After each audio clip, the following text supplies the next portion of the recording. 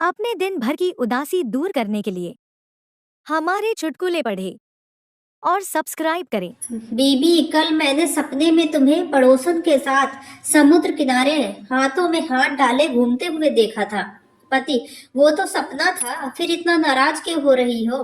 पत्नी: जब मेरे सपने में तुम ऐसा कर सकते हो, अपने सपनों में तो न जाने क्या क्या करते होगे। पति का दिमाग चकरा गया।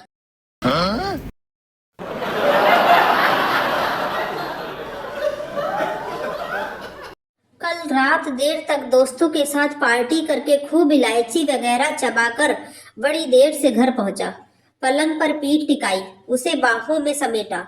वो मुस्कुराकर बोली: शराब पी कर आए हो ना? मैं बोला: हाँ सच है, पर तुमने कैसे पहचाना? वो बोली: क्योंकि आपका फ्लैट ऊपर वाला है। Oh my god.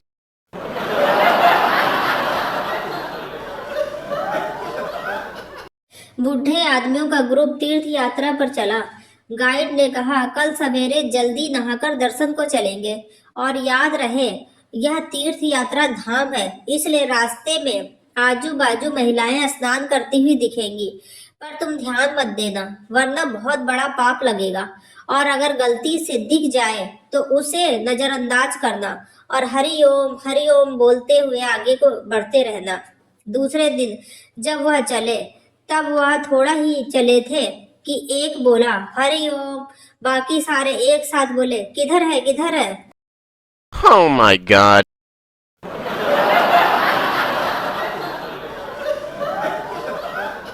मनपसंद मरम्मत का काम होने की खुशी में एक सज्जन ने मिस्त्री को 1,000 रुपए की बख्शीश देते हुए कहा, जा तू भी क्या याद करेगा, आज शाम को भाभी जी को सिनेमा ले जा और उसके बाद किसी रेस्तरां में खाना खा।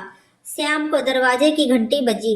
दरवाजा खोला तो मिस्त्री साफ सुथरे कपड़े पहने खड़ा था।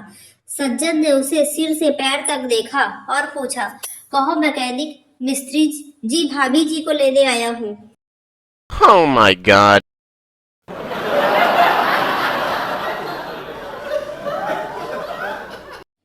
एक पत्नी ने अचानक ही अपने पति का मोबाइल चेक किया तो उसे 3 अनोखे नाम से नंबर सेव दिखे। मेरी हमदर्द, मेरी दुलारी, मेरी सपनों की रानी। वह गुस्सा हो गई। उसने पहला नंबर डायल किया, वह उसकी माँ ने उठाया। दूसरा नंबर डायल किया, वहां पति की बहन से जवाब मिला। तीसरा नंबर डायल किया तो वह उसके स्वयं के मोबाइल की घंटी बजने लगी। वह रोने लगी, आंखों से आंसू बहने लगे, क्योंकि उसने अपने निर्दोष पति पर शक किया था। पश्चाताप करने के लिए उसने उस महीने की पूरी तनख्वाह पति को ही वापस सौंप दी। पति की सासू माँ को पता चला, उसने अपने जवाई की ऐसी निष्ठा पर खुश होकर हजारों रुपए का शगुन दिया।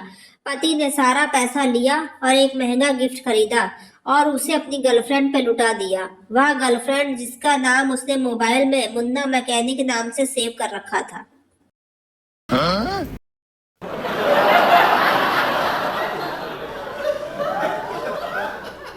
श्याम को जब घूमने निकला तो देखा, दुकानों पर लगे जितने भी बोर्ड दिखाई दिए उनमें लिखे हुए सारे बोर्ड्स में एक आधा शब्द तो अंग्रेजी का जरूर था, जैसे Sanjay service station, Ajay medical store, Vijay photocopy centre, Bablu hair cutting, Shiva bar and hotel, Ganesh lodge, Jyoti hospital इत्यादि। मन बड़ा खिन्न था मातृभाषा की यह दशा देखकर, परंतु फिर एक बोर्ड दिखा, और सिर्फ एक ही बोर्ड ऐसा जो हमेशा पूर्ण मातृभाषा में ही लिखा हुआ होता है, जिससे हमें भारतीय होने का गर्व महसूस होता है। देसी शराब की दुकान। प्रफुल्लित सा मन हो गया, देशभक्ति जागी और घुस गया।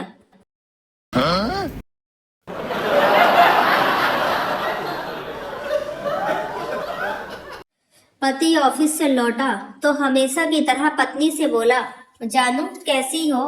पत्नी बोली, ठीक हूँ, मगर आप मुझे आज से जानू कहकर मत बुलाया करो, इसमें JNU की बू आती है। पति बोला, ठीक है, तुम भी मुझे आप कहना छोड़ दो, क्योंकि इसमें आदमी पार्टी की बू आती है। पत्नी फिर बोली, और छोटे बेटे का नाम बदलवा दो, कन्हैया नाम बहुत बदनाम हो चुका है। बड़ा बेटा सुन रहा था तो वह बोला, पापा, जब नाम बदलवाने जाओ तो मेरा नाम भी बदलवा देना। अब राहुल नाम अच्छा नहीं लगता। मेरी क्लास के बच्चे मुझे पप्पू कहकर चिढ़ाने लगे हैं। Oh my god.